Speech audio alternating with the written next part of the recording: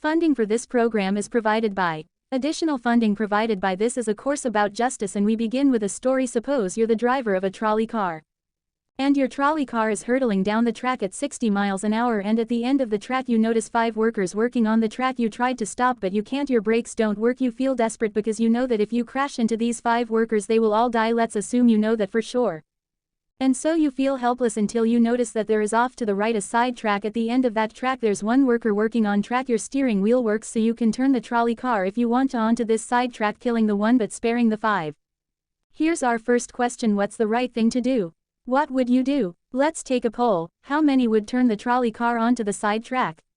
How many wouldn't? How many would go straight ahead? Keep your hands up, those of you who'd go straight ahead. A handful of people would. The vast majority would turn. Let's hear first. Now we need to begin to investigate the reasons why you think it's the right thing to do. Let's begin with those in the majority, who would turn to go onto side track. Why would you do it? What would be your reason? Who's willing to volunteer a reason? Go ahead, stand up. Because it can't be right to kill 5 people when you can only kill 1 person instead. It wouldn't be right to kill 5 if you could kill 1 person instead. That's a good reason. That's a good reason. Who else? Does everybody agree with that reason?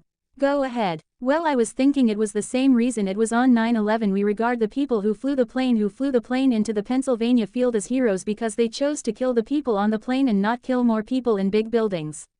So the principle there was the same on 9/11. It's tragic circumstance, but better to kill 1 so that 5 can live. Is that the reason most of you have? Those of you who would turn, yes. Let's hear now from those in the minority, those who wouldn't turn. Well, I think that same type of mentality that justifies genocide and totalitarianism. In order to save one type of race you wipe out the other. So what would you do in this case? You would, to avoid the horrors of genocide, you would crash into the 5 and kill them. Presumably yes. Okay, who else? That's a brave answer, thank you.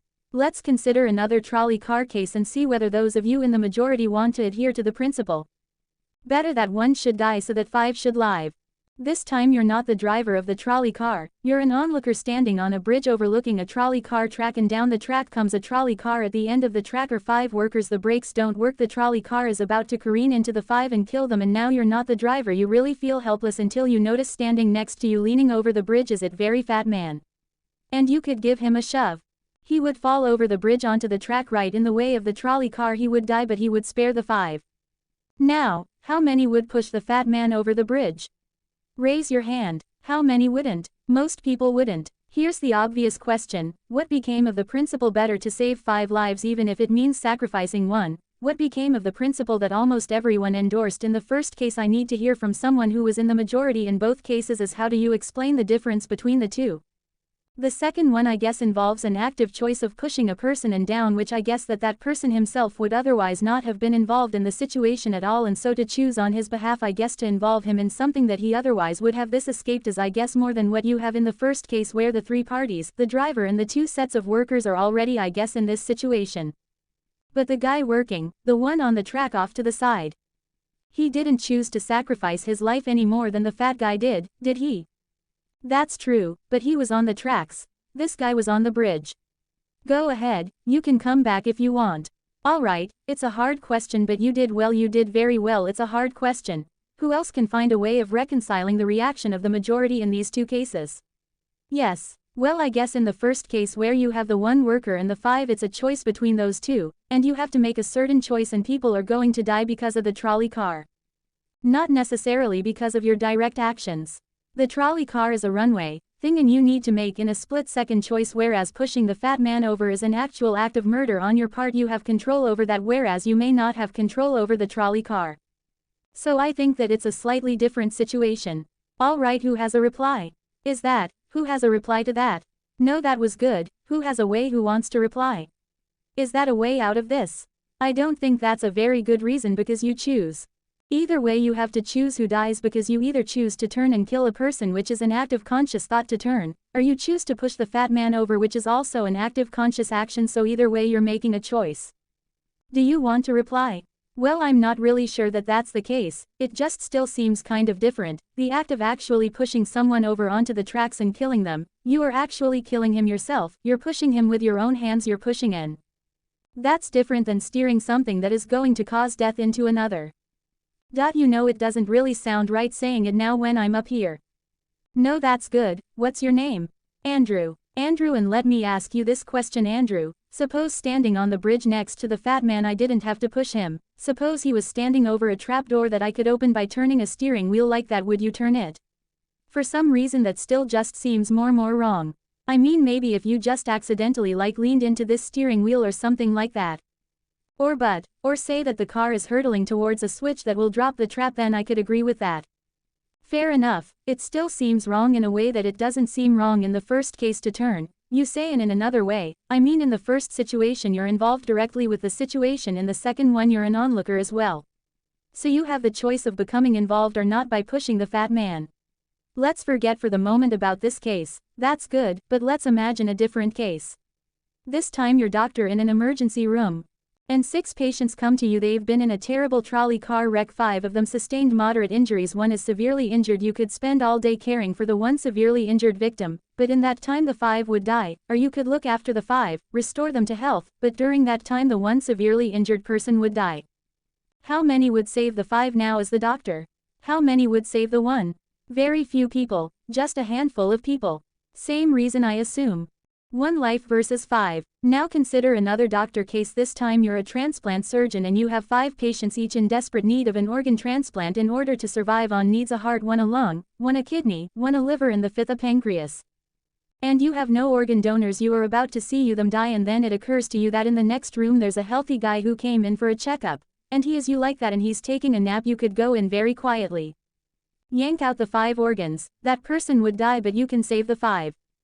How many would do it? Anyone. How many? Put your hands up if you would do it.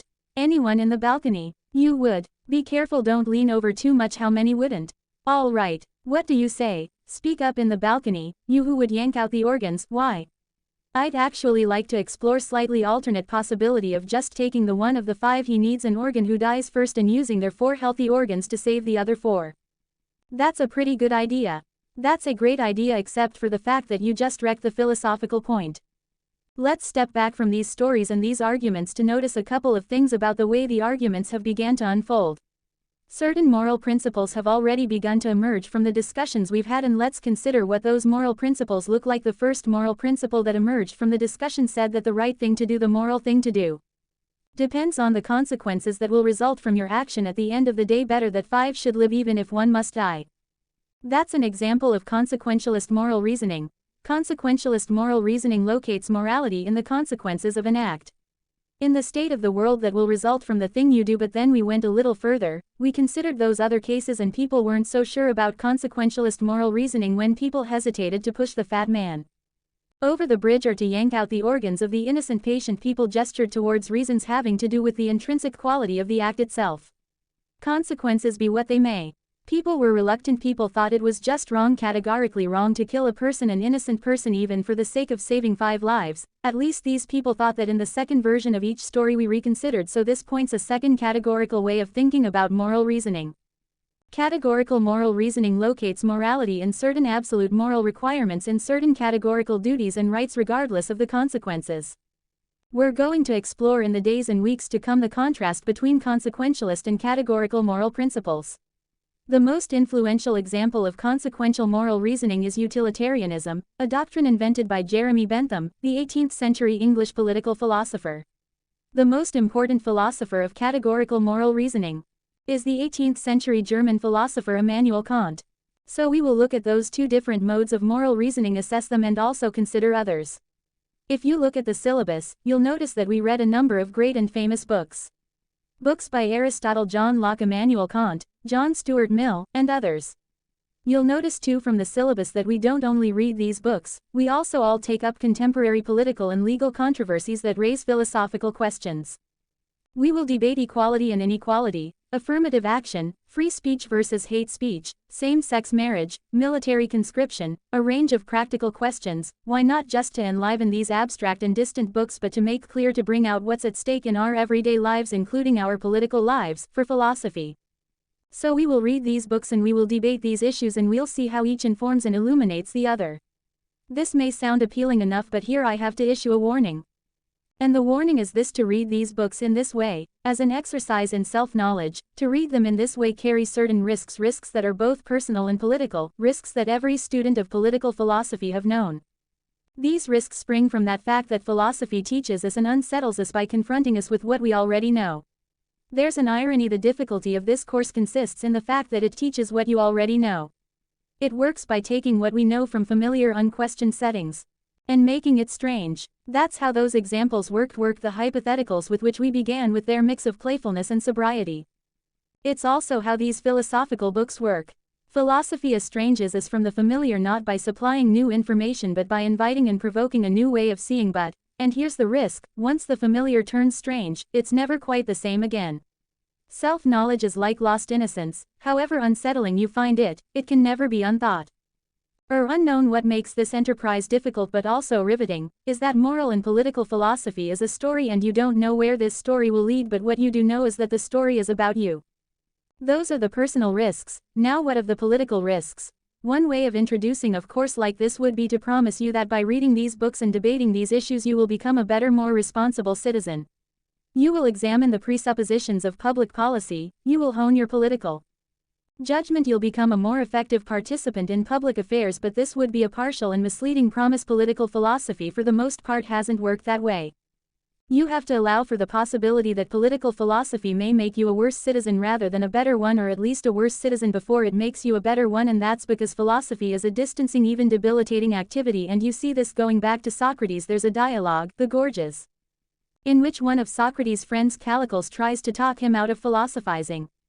Callicles tells Socrates philosophy is a pretty toy if one indulges in it with moderation at the right time of life, but if one pursues it further than one should, it is absolute ruin. Take my advice, Callicles says, abandon argument, learn the accomplishments of active life, take for your models not those people who spend their time on these petty quibbles, but those who have a good livelihood and reputation and many other blessings. So Callicles is really saying to Socrates, quit philosophizing, get real, go to business school. And Callicles did have a point. He had a point because philosophy distances us from conventions, from established assumptions, and from settled beliefs. Those are the risks, personal and political, and in the face of these risks there is a characteristic evasion. The name of the evasion is skepticism. It's the idea, well, it goes something like this: we didn't resolve, once and for all, either the cases or the principles we were arguing when we began. And if Aristotle and Locke and Kant and Mill haven't solved these questions after all of these years, who are we to think that we here in Sanders Theatre over the course of a semester can resolve them? And so maybe it's just a matter of each person having his or her own principles, and there's nothing more to be said about it, no way of reasoning. That's the evasion. The evasion of skepticism, to which I would offer the following reply: it's true, these questions